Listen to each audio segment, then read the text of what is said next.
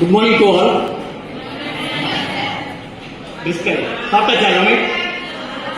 சாப்பிட்டீங்களா? Okay good.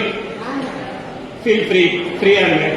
Right. Ma'am சொன்ன மாதிரி வந்து பார்த்தீங்க அப்படின்னா நான் வந்து புதிய ஒரு விடை நான் இந்த காலேஜ் ஒரு பார்ட் ரொம்ப முக்கியமான ஒரு விஷயம் சொல்லணும் அப்படின்னா இந்த சேஃப் ஹியூமன் ரிசோர்ஸ் ஆர்கனைசேஷன் இருக்கு இல்லையா, இந்த ஆர்கனைசேஷனோட செக்ரட்டரி அண்ட் நான் ஒரு பணியாளர் மட்டும்தான். இந்த ஆர்கனைசேஷனோட டைரக்டர் மிஸ்எஸ் எம் தினகா மேம் வந்து இன்னைக்கு வரல.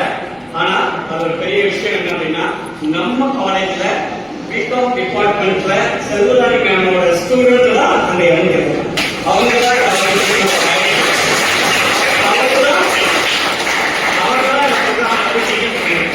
ஆக்சுவலா என்ன அப்படின்னு பாத்தீங்கன்னா நான் இந்த ப்ரோக்ராம் பொறுத்த வரைக்கும் கம்யூனிட்டிலையும் ஸ்கூல்ஸ்லயும் தான் பிளான் பண்ணோம். ஸோ மேம் வந்து என்ன பண்ணாங்க அப்படின்னா எங்க காலேஜ்ல நான் படிச்ச காலேஜ்ல அந்த குழந்தைகளுக்கு இதெல்லாம் போய் சேரணும், கண்டிப்பா இந்த ஒரு ப்ரோக்ராம் பண்ணணும் அப்படின்னு சொல்லி வந்து கேட்டதுனால இதை நாங்க ஆர்கனைஸ் பண்ணோம். இது ரொம்ப பெரிய விஷயம் என்னன்னா மேம் சொன்ன மாதிரி மேம்லாம் வந்து நாங்கள் ஒரு 5-6 வருஷத்துக்கு முன்னாடியே வந்து நான் காலேஜ்ல நிறைய ப்ரோக்ராம் பண்ணியிருக்கேன். ஸ்கில் ட்ரைனிங் பண்ணியிருக்கோம், செக்ஷுவல் ஹராஸ்மெண்ட் ட்ரைனிங் பண்ணியிருக்கோம், ஜெண்டர் ஹியூமன் ட்ரைனிங் பண்ணியிருக்கோம். பேசிக்கா நான் வந்து ஒரு ட்ரெயினர். ஸோ இது செல்ஃப் பற்றி சொல்லணும்னா 4 வார்த்தை நேரம் 4 வார்த்தை தெரிஞ்சுக்கிறோம். என்விரான்மெண்டல் சுற்றுச்சூழல் பத்தி உங்க எல்லாருமே பேசுவாங்க, அது சம்பந்தமா வந்து ஒர்க் பண்ணிட்டு இருக்கோம். ரெண்டாவது வந்து பாத்தீங்கன்னா மிக முக்கியமான விஷயம் என்ன அப்படின்னா இன்னைக்கு சட்டம் ஒழுங்கு. ஸோ அதில் வந்து பாத்தீங்க அப்படின்னா பிரிவென்ஷன் ஆஃப் அட்ராசிட்டி ஆக்ட் 1989 அந்த ஆக்ட் வந்து பாத்தீங்க அப்படின்னா 89 வந்து பண்ணாங்க. இன்னைக்கு ஒரு 40 வருஷமா வந்து தூங்கிக்கிட்டே இருக்கிறாங்க. தூக்கிக்கிட்டே இருக்கு அப்படின்னா வந்து செயல்படாம இருக்குது. அந்த லாக்டவுனுக்கு முன்னாடி வந்து என்ன பண்ணோம், தமிழ்நாடு லெவலில் வந்து ஒரு சின்ன நெட்வொர்க் ஸ்டார்ட் பண்ணோம். அந்த நெட்வொர்க்ல கொஞ்சம் ஆர்டிஐ போடுறது, கவர்மெண்ட் கேள்வி கேட்கறது, அந்த மாதிரி விஷயங்கள் பண்ணிட்டு வந்தோம்.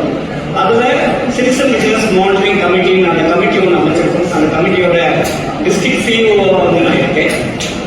அந்த ஒரு பெரிய விஷயம் என்ன பார்த்தீங்கன்னா நாங்கெல்லாம் வந்து கலெக்டர் பார்த்தாவோ எஸ்பி பார்த்தாவோ இல்லை ஜட்ஜ் பார்த்தாவோ வந்து ஒரு பயம்.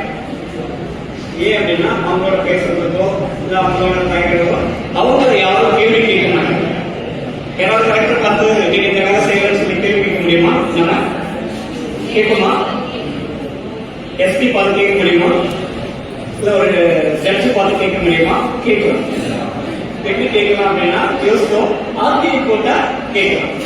நான் என்ன பண்ணேன், ஆர்டிஐ போடுவேன், பதில்கள் எடுத்துவோம். அவங்க கொடுத்த பதில்கள்லயே வந்து திரும்பவும் கலெக்டர் கிட்ட கொண்டு போய் ஒரு ரிப்போர்ட் பிரசன்ட் பண்ணி, சார் இந்த 1 வருஷமா நீங்க பண்ண வேலை இதுதான், உங்க வேலையை நீங்களே ரெவியூ பண்ணி இருக்கிற 38 கலெக்டர்ல நீங்க எத்தனாவது இடத்துல இருக்கீங்க நீங்க பார்த்துக்கோங்க. அதே மாதிரிதான் எஸ்பி ஆபீஸ்லயும் ஜுடிஷியல் போடுங்க. ஸோ இது ஒரு நெட்வொர்க்கா வந்து பண்ணிட்டு அவங்க வந்து நாங்க அவங்க எதிர்கள் இல்லை, அவங்க மக்கள் போய் சேரணும். என்ன செய்யணும், சப்போஸ் அந்த அட்ராசிட்டி ஆக்ட்ல பாதிக்கப்பட்ட விக்டிமுக்கு அவங்களுக்கு ஆக்சுவலா அவங்க இறந்துட்டாங்க.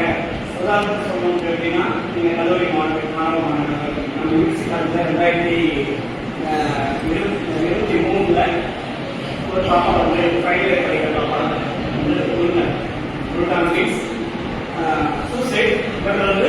சூசைட் தான் இது உண்மை வந்து தற்கொலை.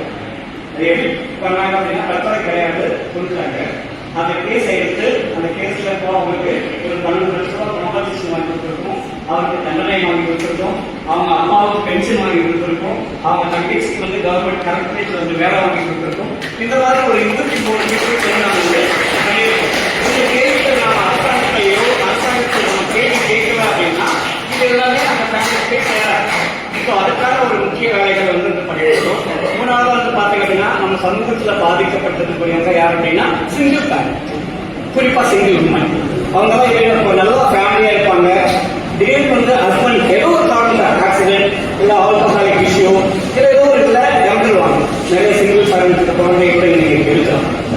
ஸோ அவங்க பொறுத்த வரைக்கும் என்ன பண்றாங்க அப்படின்னா உடனே அவங்க போகக்கூடிய வேலை அப்படின்னா டொமஸ்டிக் வீட்டு வேலைக்கு வேற வழி கிடையாது. இப்போ அங்க போனா ஹவுஸ் ஓனர் ப்ராப்ளம், கொஞ்சம் இன்டீரியரா இருக்கும் அப்படின்னா ஹராஸ்மெண்ட். ஸோ இந்த மாதிரி இஷ்யூஸ் எல்லாம் வந்து கொஞ்சம் சால்வ் அவுட் பண்றதுக்காக அவங்களுக்காக வந்து அரசாங்கத்திட்ட கேட்டு இன்னைக்கு கைப்பெண்கள் நலவாரி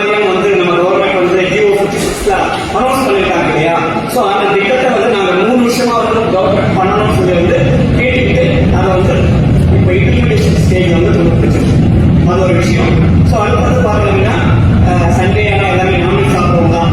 ஃபிஷ் வெண்டர்ஸ் கூடைகளை மீன் தூக்கிட்டு வருவாங்க இல்லையா? ஸோ அவங்களுக்கெல்லாம் வந்து பார்த்தீங்க அப்படின்னா எந்த ஒரு அடையாளத்தை இருக்காது. மீன் தூக்கிட்டு வந்தால் பஸ்ஸில் ஏறினா பஸ்ஸில் நாற்று அடிக்குது, கேட்க மாட்டேன்னு சொல்லுவாங்க, கண்டக்டர் கேட்டுருவாரு. இந்த மாதிரி இஷ்யூஸ் இருக்கு. அவங்களுக்கு அங்கீகாரம் ஏதாவது என்ன அப்படின்னா கடல் வாழ் மீனவர்களுக்கும் இங்க வாழக்கூடிய மீனவர்களுக்கும் நிறைய டிஃபரன்ஸ் இருக்கு. கடல் வாழ் மீனவர்கள் அரசாங்கத்தோட அங்கீகாரம் பண்ணுவாங்க. அவங்களுக்கு நிறைய இறந்துட்டா காம்பன்சேஷன் கொடுப்பாங்க, டீசலுக்கு மானியம் கொடுப்பாங்க, ஒரு 40 நாள் லீவ் விட்டா லீவுக்கு ஒரு 5000 10,000 பணம் கொடுப்பாங்க, இன்சூரன்ஸ் இருக்கு. எல்லா ஃபெசிலிட்டியும் சென்ட்ரல் கவர்மெண்ட் ஸ்டேட் கவர்மெண்ட் வந்து கடல் வாழ் மீனவர்களுக்கு கொடுத்துருவாங்க. பட் இங்க நம்ம வீட்டுல கூடையில மீன் தூக்கிட்டு போற நம்ம அக்கா தங்கச்சி அவங்களுக்கு என்ன வருது? நம்ம ரோட்ல கரையில போய் 1 கிலோ மீன் 200 ரூபா 300 ரூபா சொன்னா உடனே பேமெண்ட் வந்து வாங்கிட்டு வந்துடும். ஆனா நம்ம வீட்டு வாசத்துல வந்து ஒரு அக்கா வந்து மீன் கேட்டாங்க அப்படின்னா 200 ரூபா சொன்னாங்கன்னா 150 ரூபாய் கொடுத்தா போதும், இல்லைன்னா போக எனக்கு வேணாம், நம்ம அம்மா அப்பா அப்படின்னு சொல்றாங்க. அப்போ அவங்களுடைய வாழ்வாதாரம் பாதிக்கக்கூடாது அப்படின்றதுக்காக அவங்களுக்கு ஒரு அடையாள அட்டை வாங்கி கொடுக்கணும். அவங்களோட வாழ்வாதாரத்துக்கு என்ன பண்ணணுன்றதுக்காக இந்த சின்ன வேலைகளை மட்டும் வந்து செஞ்சுருக்கோம். ஸ்கூல் எஜுகேஷனுக்காக வந்து ஒரு சின்னதா டியூஷன் சென்டர்ஸ் வந்து நாங்கள் வந்து பிளான் பண்ணணும். இதுதான் எங்களுடைய சின்ன வேலை. ஸோ எங்க வேலையை வந்து இன்னும் கொஞ்சம் பெரிய லெவலில் கொண்டு போகிறதுக்கு உங்களோட சப்போர்ட். நாங்கள் என்ன யோசிக்கிறோம் அப்படின்னா நிறைய காலேஜஸ்ல வந்து இன்டர்ன்ஷிப்லாம் வந்து போறாங்க.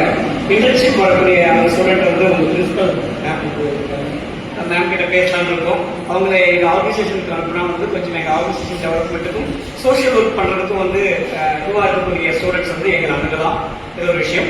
இன்னொன்று பார்த்தீங்க அப்படின்னா உங்களுக்காக இந்த பயோடைவர்சிட்டிக்காக வந்து பார்த்தீங்க அப்படின்னா ஒரு புக்லெட், ஒரு போஸ்டர், ஒரு ஃபேம்லெட், ஒரு ப்ரௌசர், இது எல்லாமே வந்து கொண்டு வந்திருக்கேன்.